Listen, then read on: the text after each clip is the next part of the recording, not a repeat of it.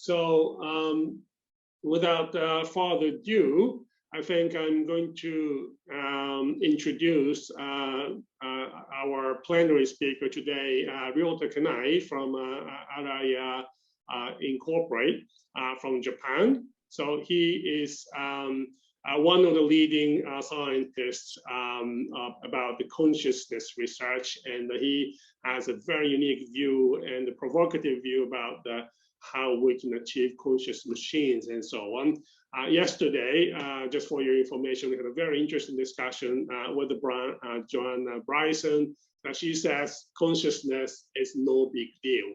And as long as we can make a system that can make planning in the future, the consciousness problem is solved. And I'm pretty sure RYOTA has a completely different views on this. And this is going to be a very interesting and intriguing discussion to warm up today's discussion today. So I'm very much looking forward to your presentation today. So RYOTA, do you think you can start sharing your screen? And hopefully we can start the plenary talk. Yes. Okay. Yeah. Excellent. Yeah, we can hear you very well, and we can see your slides. So the floor is all yours, RYOTA. Thank you for joining. Okay. Yeah. Thank you very much for the kind introduction. And I understand that this meeting is very interdisciplinary. So I hope you're also interested in consciousness a little bit. Okay. So I have a kind of sort of provocative title for my talk, but I try to convince you that actually thinking about consciousness in the context of machines is not so completely crazy. Actually, it is a meaningful research. And anyway, so yeah, my background is cognitive neuroscience. I used to do a lot of neuroimaging to understand the brain basis of consciousness. But as you can see, I'm currently running a company called Araya based in Tokyo. We started around 2015. And we have a kind of unique function. So it is a for-profit company. So we also deliver a lot of AI applications to industry. But we have a small corner of research team. And we have something like 20 full-time researchers, and surprisingly, we have now a large number of intern students. We have something like 45 intern students at the moment. And our focus is consciousness and intelligence. And yes, so, sorry. So what we are trying to achieve by studying machine consciousness is the following. So we are not trying to do like any mystical crazy thing, but we have the two main goals. So one is to understand biological functions of consciousness. So consciousness has been discussed in philosophy for thousands of years, and there are a lot of psychological models or theories of consciousness, but a lot of times for maybe engineers, those theories are not precise enough so that we can actually try to implement them. So by thinking about what we need to implement to reproduce theories of consciousness, we can actually deepen our understanding or clarify our understanding of existing theories. So this is our approach. And also, for the reasons I explain later, researchers interested in consciousness often neglected potential functional consequences of consciousness. But when we think about what consciousness is good for, we can actually make more meaningful progress. So that's a point I want to make in this talk. And then second part is about inspiring AI research. And a lot of AI scientists are interested in intelligence, but they don't think consciousness is relevant. But in this talk, I try to find potential connection between consciousness and intelligence. And hopefully, this could be also useful for your inspiration. Like maybe some of you may be working on robotics or AI, and so if you haven't thought about consciousness before, I hope this could be a new inspiration for you. And so I started with the so-called hard problem. So this is the kind of the most difficult aspect of consciousness, which is this subjective experience. So the mystery of consciousness is why we have subjective experience at all. So we know that probably like all the computation needed for our, for example, vision is done by the physical brain. So there's no extra material other than all the like physical materials that we know.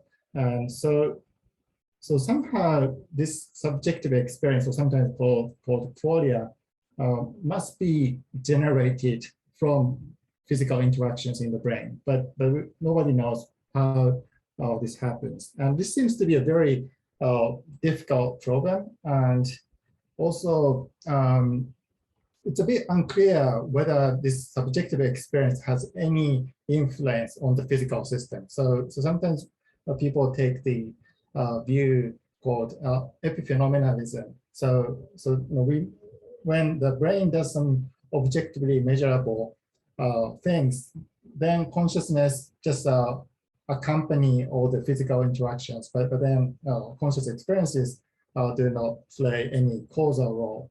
And so because of like this kind of thinking, I feel a lot of people gave up on thinking about functions of consciousness. But on the other hand, we also have sometimes like naive view that there is some sort of deep link between consciousness and intelligence. So like in a lot of science fiction films, you see AIs waking up to sort of self-consciousness as they become like more intelligent. But yeah, so I of course, conceptually, consciousness and intelligence are two independent concepts, because maybe like very smart AI is just doing calculations, but then they may not generate conscious experience. But on the other hand, maybe insects are not that smart, but they seem to be, maybe to some people, to some extent, conscious. So there is a case for double dissociation. But in biological systems, somehow consciousness emerged through the course of evolution. So we want to ask what it's good for. And so below, I wanted to point out this confusion about two questions. So when you think subjective experience is just an epiphenomenon, doesn't play any causal role on the brain mechanisms, then consciousness cannot have any function. But we can ask more naive question, which is also called the hard question by Dennett. So what kind of functional advantages can we get by having some information in conscious mind? So we know that in the brain, a lot of processes happen without reaching consciousness, but at some point, results are presented to conscious mind, but we don't know what kind of advantage we get by having this kind of conscious experience. And yeah, so but here, like in this talk, I try to sort of propose some ideas about what consciousness is good for. And so yeah, so first I want to define general intelligence a little bit. So maybe similar to consciousness, the notion of general intelligence is also very vague. And so here I take a very sort of like simple definition, which is basically as written here, I define generality of intelligence as the ability to sort of combine or deploy existing knowledge to solve new problems. So it's about the efficiency of solving new problems using prior knowledge and experience. So that's the idea. So of course, we can try to have the different kind of definitions, and sometimes people use more human level intelligence as a signature of general intelligence. But then comparison to humans can be also a little bit vague because we don't know what human intelligence is. So anyway, so if we define general intelligence this way, it's just a matter of transfer learning or the ability, or maybe the ability to use a prior model. So this seems to be more quantifiable. And here we present 3 possible ways to solve new problems by applying existing ideas or experiences. And so today I discuss these first 2. So first one is the so-called solution by simulation. So basically, when you have a world model or forward model, you can use it for internal simulation. And when you run an internal simulation, you can simulate sort of novel environment, or for example, like through interaction with the world, you can learn to the forward model and then use it for it's a little bit like thinking. So you sort of mentally simulate to find a solution to a new problem. So that's one way to do it.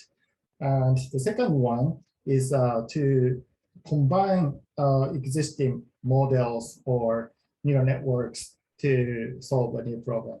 And yeah, so I'll explain these more in detail. But the main point is, for these 2 ways to approach artificial general intelligence, it seems to be they both have some sort of corresponding consciousness hypothesis. So I'll try to explain more in detail.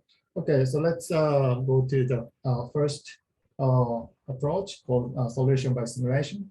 So that's, as I explained, so it's basically about running a simulation. So when you have a good internal simulator, you don't need to risk your life to gain your experience, but you can just use it for a lot of trial and error in your mind. And the corresponding idea is what we call information generation hypothesis, which we wrote about back in 2019. And here we proposed one potential function of consciousness is to internally generate potentially counterfactual situations. So I'll get into that in a few slides. Okay, about world models. So maybe this the world models paper by David Hart is a quite famous one. So in the first stage, you train a network to sort of represent the world and then try to learn the forward model in this latent space. And then this network is trained to make a prediction for the next world state based on a new input. So when you have this kind of forward model, there are many ways to construct something like this, but you can use this kind of world model to learn a new policy. So basically you can learn by mental simulation. So that's a very useful strategy. And okay, so this is one way to do to achieve some level of generality by simulation. And also like more recently, like architectures like Dreamer and other things are like even more advanced version of this. And then so now I going to more like cognitive neuroscience aspect of this. So so when we thought about potential functions of consciousness, we looked into cognitive tasks where consciousness is needed to solve. And one famous one is called trace conditioning as compared to delay conditioning. So these are experimental paradigms in classical conditioning. So in conditioning, in this case, you first hear sound, and then that sound predicts an air path applied to the eyelid. So whenever there's an air path to the eyes, then the subject blinks.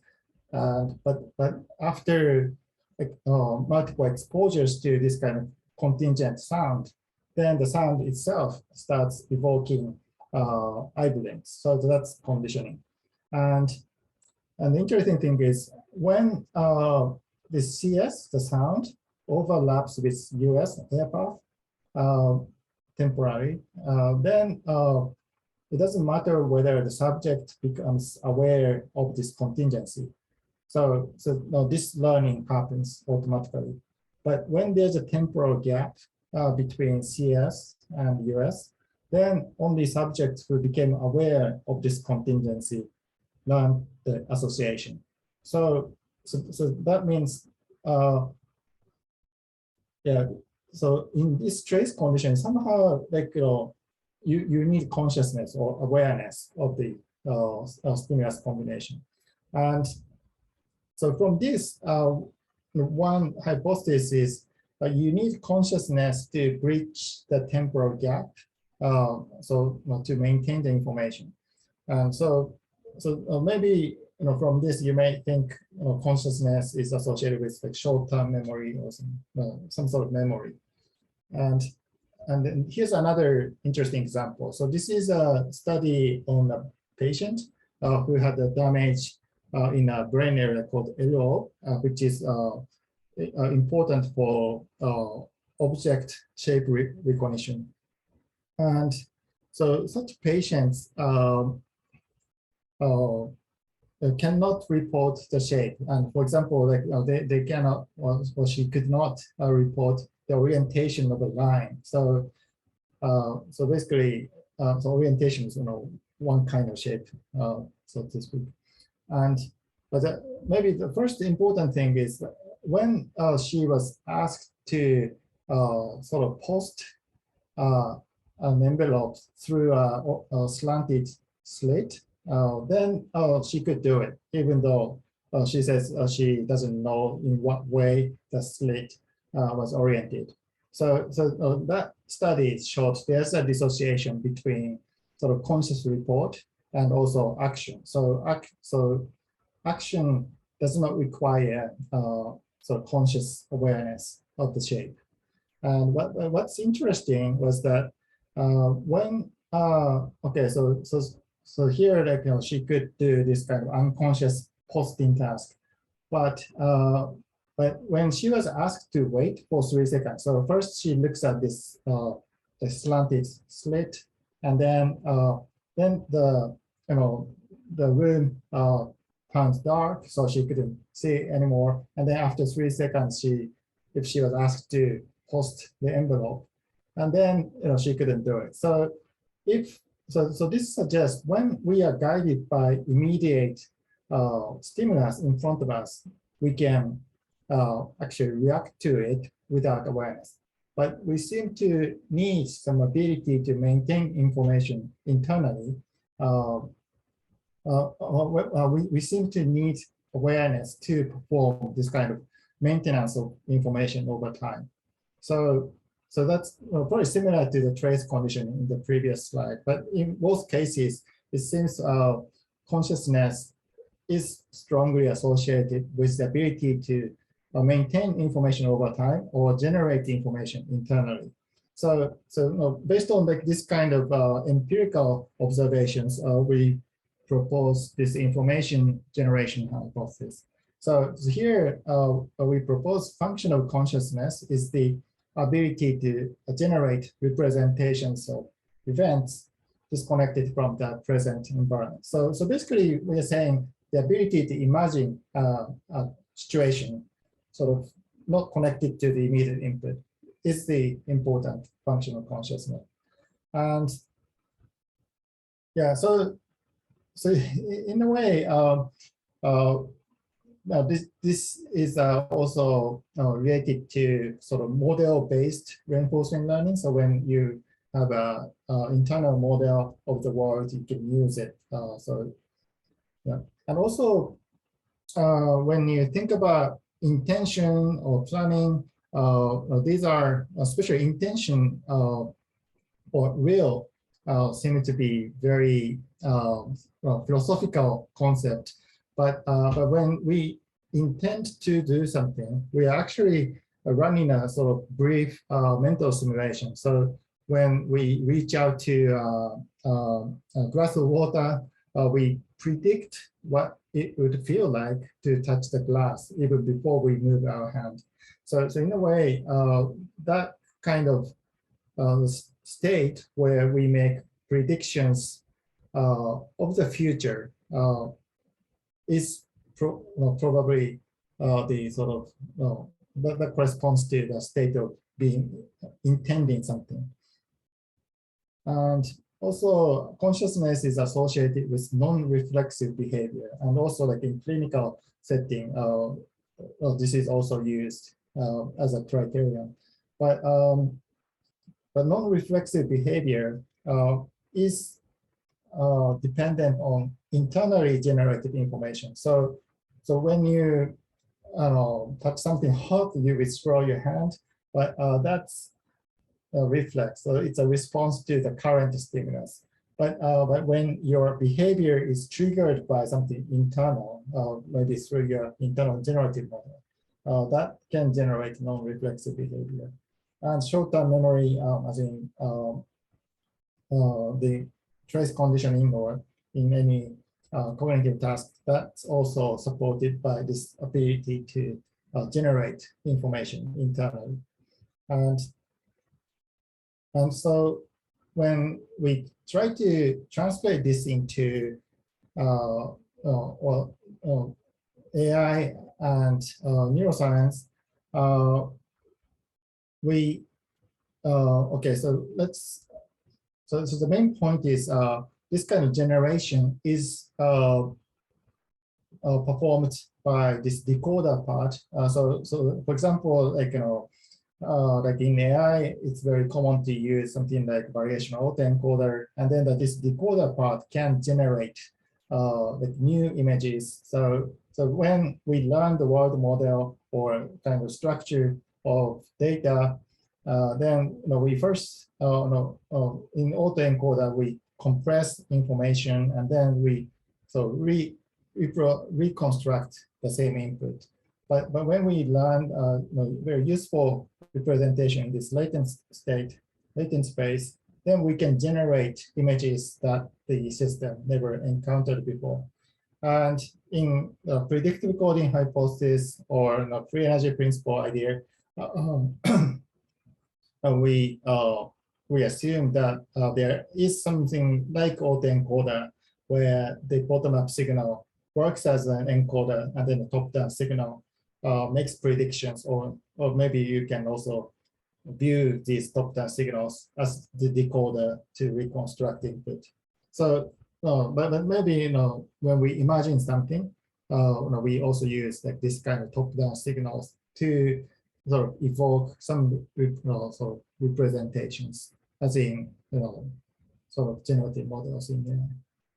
Yeah, and also like in neuroscience, there has been many findings that that suggest this kind of feedback signals are crucial for the conscious perception. So in the brain, when a new stimulus is presented, that triggers a wave of like spikes across the hierarchy of the brain. But in the initial first wave, there's no distinction between conscious perception and non-conscious perception. But but later feedback goes from a higher to lower visual regions, and then that seems to evoke this additional bump. And so that happens when the monkey or humans see stimulus consciously. So this feedback seems to be really crucial for conscious perception. Okay, so based on this, I propose that this kind of feedback signals created by the generative models in the brain generate consciousness, and this has a function in many cases, such as like planning, intention, imagination, and also when we consciously perceive the present environment or world, we are also seeing this kind of that generated image. So that's the first part of my talk. And now I move on to the second part, which is maybe a little bit more complicated. And also I'm a bit worried about the time, so I may skip a few slides later. But the main point is, you can think of, okay, maybe it's better to explain this way. We can create new solution by combining existing solutions. So each arrow here indicates a neural network. So neural network is a function. So it takes an input and outputs some answer. So for example, just image classification, you use an image as an input, and then you get the, let's say, category out of the network. But then once you have the word for each category, then you can also convert it to speech sound or some image of the characters, or translate across languages. And so that means when you have a representation common across different networks, then we can actually connect them in a flexible manner to generate a new function. So for example, if we want to, instead of just classification, if we want a system that generates the sound corresponding to the category of the image, then we can just combine these two arrows. And when we have like many functions that have a shared representation, then we can actually solve new problems by combining existing networks. So it becomes just a pathfinding problem in a large graph. So that's how I see we can achieve some sort of generality. But of course, sometimes combination may not be sufficient to solve all problems. But at least you can see when you have like many networks to solve specific problems, you can combine them to solve like many more problems.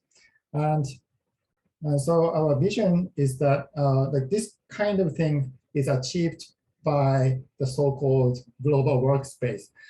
So global workspace has a theory of consciousness that has a long tradition. And roughly speaking, the idea is like, so this is a kind of caricature of the brain. And in the brain, there are many specialized networks. And so each maybe this network is specialized in sound processing or speech processing, or this is image recognition, or this is reading, or things like that. But not all of them reach consciousness, but only some of them reaches the so-called global workspace, where the final output is shared across multiple modules. And so that's the idea. But when I heard about this theory, I thought it was a little bit vague. For example, I couldn't understand what it means to share information. So there, maybe the people who proposed this had more concrete ideas, but I felt it was not concrete enough for implementation.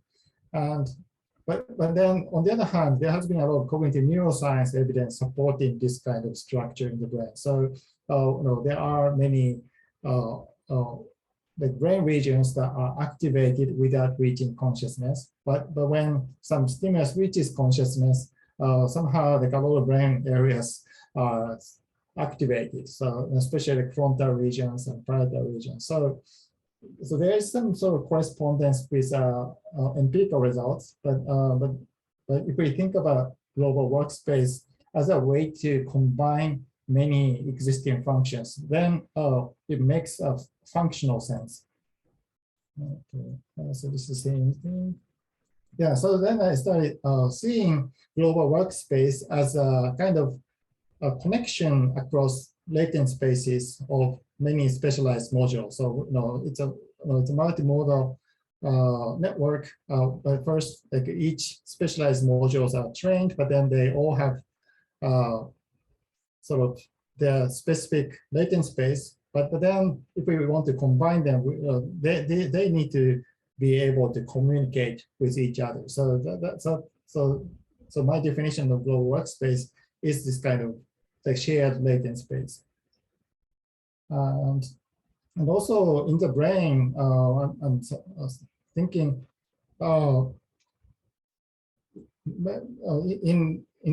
in the cortex, there are, okay, let me go to the next one. There are many brain regions. So when we look at like deep neural networks, typically it's just one way with many layers. But what's interesting about the brain is there are many different regions and they are all connected with everything else. And that's a huge difference. But if we think about this, maybe the brain is more flexible about the routing of information. So instead of just information going from one input to the output, information can take many different paths depending on the context. And there seems to be a neurophysiological mechanism to sort of change the routing across different brain regions using the different frequencies or synchronization. Yeah. Okay, and now, so we wrote a paper about this. So here in this paper, we proposed how we can use modern deep learning to implement the global workspace. And so I'll skip a few things. And maybe what's interesting about our proposal is that we took the idea from unsupervised machine translation. So you can train neural networks to read French or Japanese independently without any corresponding dictionary between them. But once you train networks, as in like Water-Beck, then you can first construct some sort of latent space for each language. But then when you find right rotational transformation, then you can align the sort of distribution of words in this latent space. And then that way, like in unsupervised machine learning literature, it has been reported that we can actually sort of create a dictionary across languages. And yeah, so this kind of idea didn't exist in neuroscience, but now we are proposing that to establish global latent workspace, different brain regions all have different latent space, align with each other. So typically in the context of neuroscience, we think about sort of coincidence of two events as a way to learn, so through Hedian learning. But if the brain actively align different representations across modalities, then that can be used for analogical reasoning or metaphor learning. So that's a kind of new way for neuroscientists to think about. And also this kind of thing may also explain the phenomenon called synesthesia, where like people associate specific colors to digits. And it has been kind of mysterious because numbers are not necessarily painted in like red or blue, but if we assume that we have specific latent space for digits and colors, and then the brain somehow tries to align these two distinct modalities, then we may learn to have some sort of like intuitive association between them. So here, like we are by applying ideas from deep learning, we reinterpreted the global workspace theory, and also like with this interpretation, like we can also have more hypotheses about why synesthesia happens and so on. Yeah, and also we are now working on the implementation of global workspace. And the key point is in the previous slides, I emphasized the alignment across latent space. But what's important is the inputs coming from many different modules are represented within a common space, global workspace. And Yoshio Bengio's group has been working on this kind of architecture with special interest also in consciousness. And so we've been looking into various AI research literature to find the best way to implement global workspace. And so in a way, there's an architecture called Perceiver, which is already very close to the global workspace function. So in a way, well, we are not like developing a new method, but I think AI researchers are also like independently coming to like similar architecture. And so we implemented Perceiver, but Perceiver is just this is the architecture of the Perceiver, and then let's say this is an image input, and then if you're familiar with neural networks, these are layers of transformers.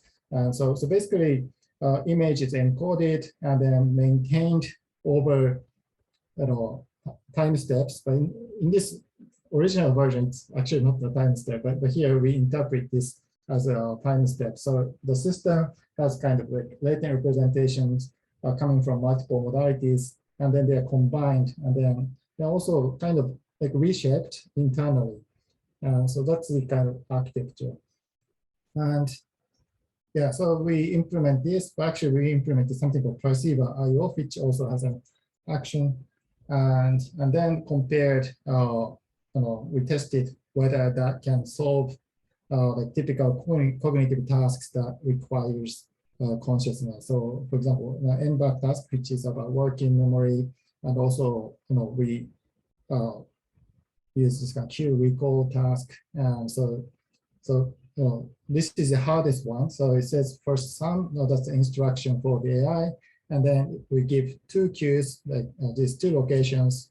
And then this network needs to sum up the digits presented at these two locations. And so with this kind of cognitive tasks used in human cognitive science, we looked at like different capacities of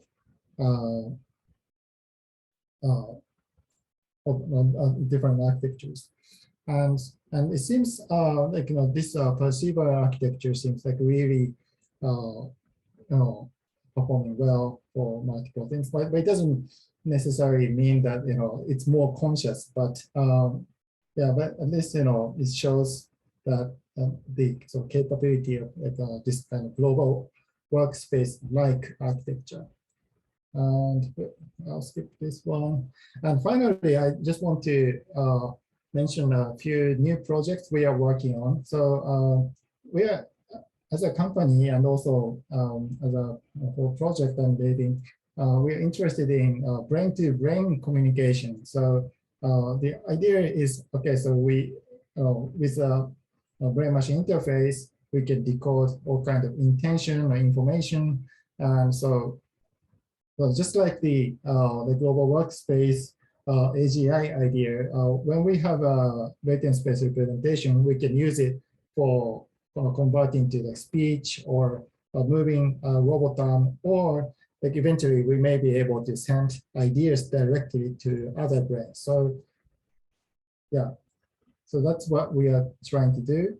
And so in a way, inside the brain, we have shared latent space, but with some additional AI, we try to connect different brains directly between their latent spaces. So in normal communication, when we want to convey some ideas, we have to talk or type, and then through language, the content is re-encoded by another person, and then this second person can imagine what the other person is thinking.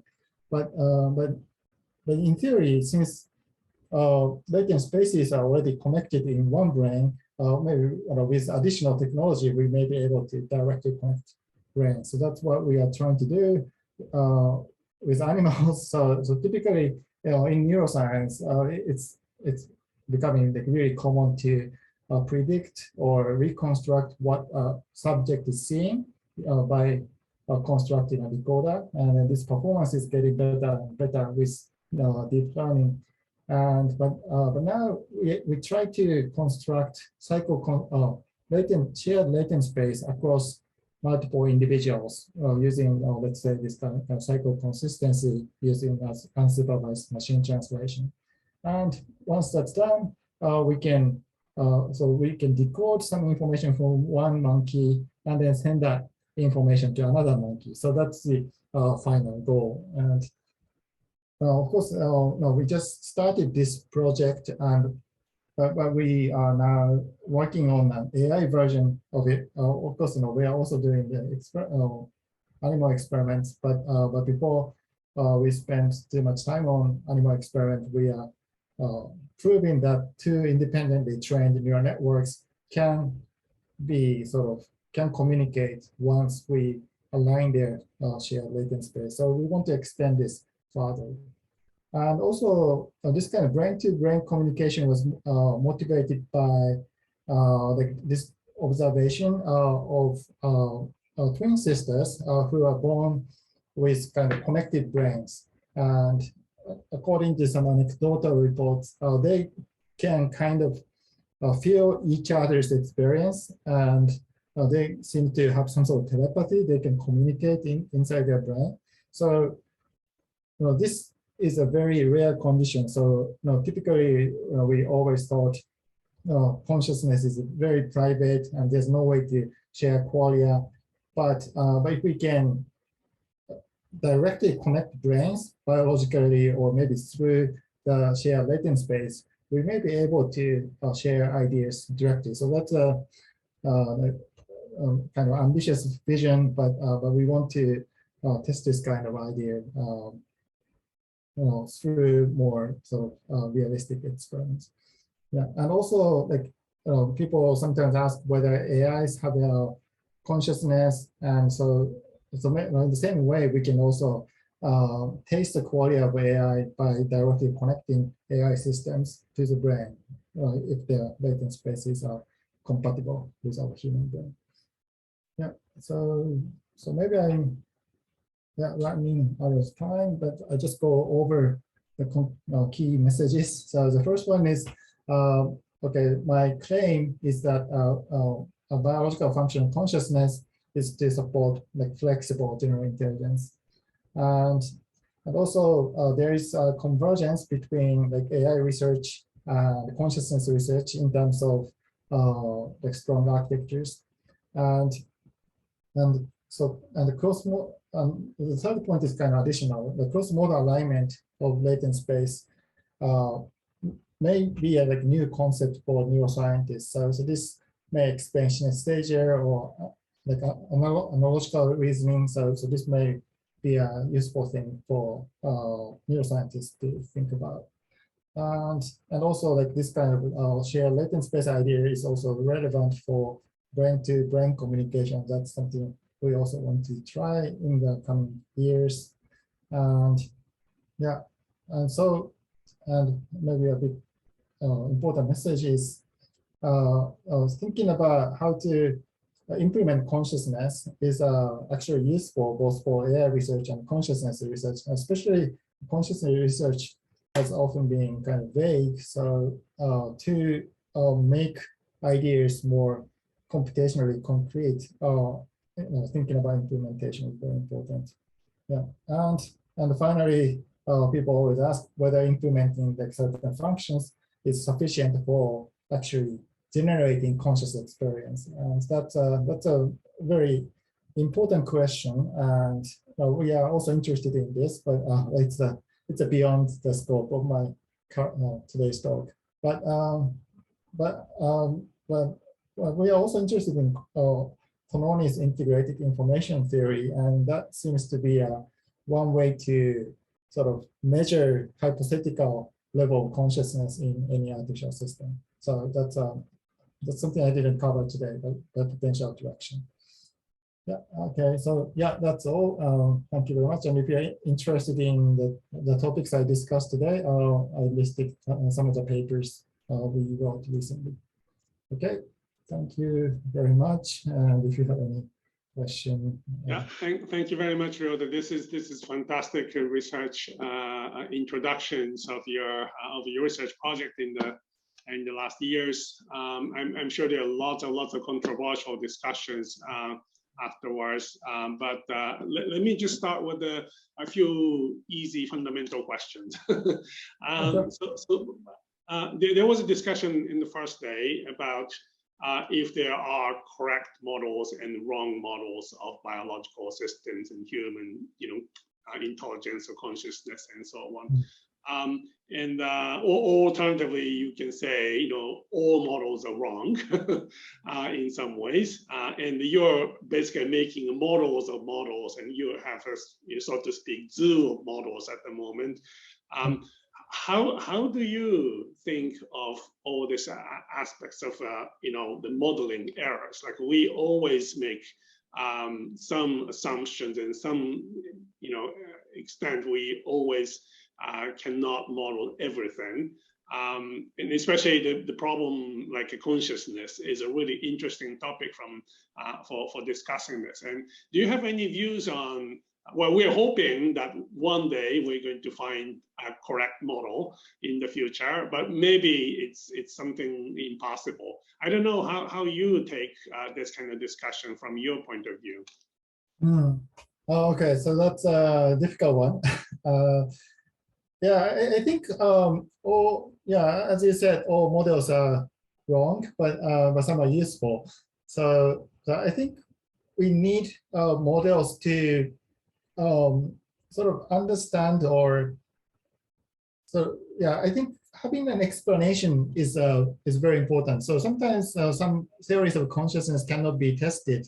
So for example, towards the end I mentioned integrated information theory, but that's most of the time not computable in real systems. But so I take it just as an explanation rather than sort of a model to make precise prediction. So I think there are different benefits for each model of consciousness, and so I think we don't need to have like final correct model, but instead models should make predictions or inspire new experiments, and so that way we gain new facts.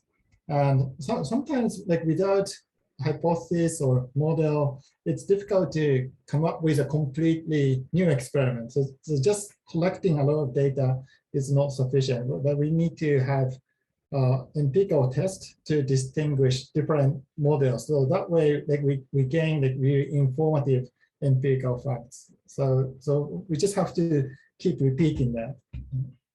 Okay, yeah, thank you. This is really useful. And then the second question I had, I'm taking the privilege to ask you all these questions I had. The idea of global workspace theory, or integrated, a global latent workspace theory. I think this is a really interesting new approach of thinking of, putting a lot of different things together. But at the same time, this will probably conflict with some of the basic, fundamental ideas how we can, think of the Occam's razor, talking about how to make a simpler model to explain a lot more things, and also again the previous discussion about correct model, wrong model. If we put two wrong models together, is this going to be correct model or not? I'm just wondering your views on how we should think of integrating different models together, as well as, this will probably lead to the discussion of complexity in the end, right? Our brain is incredibly complex and different aspects of it. How should we think about all this kind of integrative aspects, nature of brain, and probably the nature of consciousness? Oh, that's a good point. So I think to integrate all kinds of ideas together. So in in consciousness research, the people often fight against each other, but sometimes those theories are not precise enough to make distinct predictions. So yeah, so my approach tends to incorporate everything. So as I this is a slide I skipped, but I'm trying to integrate these 3 different ideas, and then I think this is implementable, but yeah, so yeah, sometimes we don't know whether 2 theories are conflicting with each other. So yeah. Okay. Yeah. Thank you. Well, maybe I just thought about maybe like in this community, people may talk about Carl Friston's free energy principle, and that's one way to integrate like many ideas. So I think that's a like a really exciting approach, and yeah, but sometimes like it's too general. So sometimes maybe some people may not be satisfied with the explanation, but there might be a sort of yeah. So I think free energy principle is one way to integrate many ideas, but I think you can use a different ultimate reward function or loss function, and so then try to explain all the phenomena. So that's a potential approach, but I don't know if that's going to be so successful.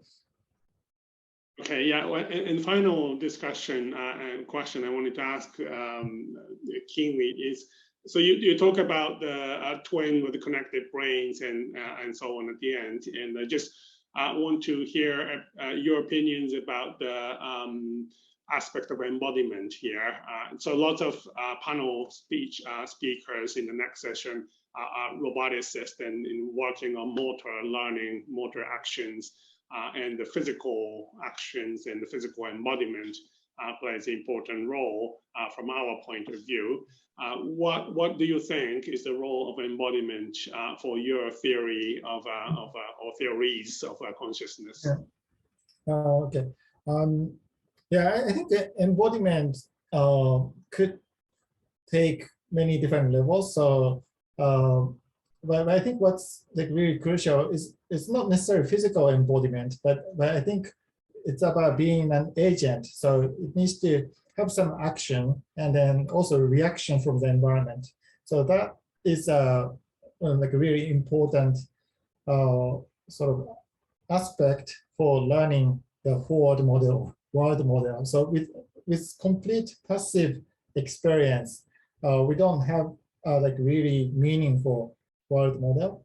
And once we have a world model that the agent can interact with, then it can start using it for imagination or model-based learning. So it's important for intelligence, but also, according to my theory, important for consciousness, because that's the like a really key part for learning the generative model.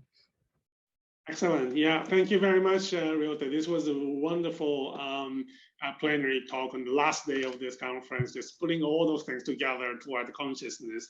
And this is a really exciting discussion. There are some questions in the chat of Zoom. So if you have a chance to answer to these questions, I think that would be great. And if you can stay a few more next sessions for the final discussion toward the end, that'd be also great. So I'd like to have a 5 minutes break here before starting the next session. So we're going to have 5 speakers for the final sessions, and we will conclude the whole conference with the final discussion. So thank you very much, RYOTA, once again. And then we'll have a 5 minutes break over here. Thank you very much. Thank you. Bye-bye.